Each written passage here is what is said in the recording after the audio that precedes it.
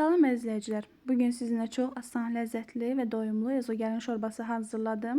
Siz də fərqli şorbalar sevirsinizsə, bu video sizin üçündür. Gəlin keçək birlikdə hazırlama qaydasına baxaq. 1 ədəd soğanı kub-kub doğradım və qazana əlavə edirəm.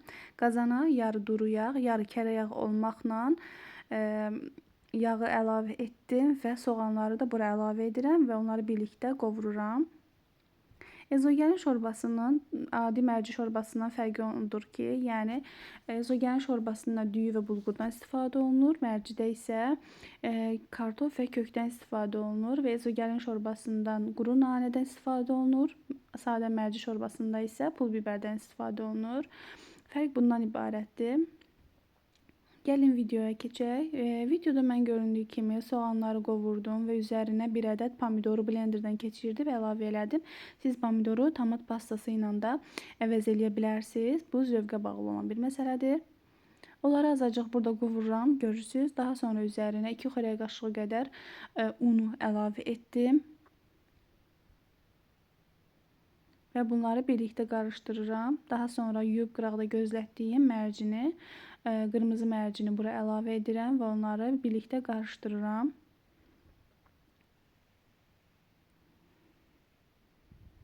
Daha sonra üzərinə yuyub qurutduğum 1 xörək qaşığı qədər olan bulgur və 1 xörək qaşığı qədər olan düyünü əlavə edirəm və onları birlikdə yaxşıca qarışdırıram.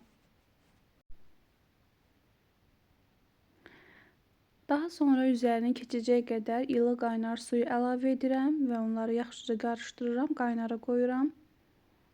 Qaynara düşüncəyə qədər üzərinə ədviyyatlar əlavə edirəm. Duz, istiot, pul biber və sarı kökdən istifadə elədim. Siz zövqə görə digər ədviyyatları da əlavə edə bilərsiniz.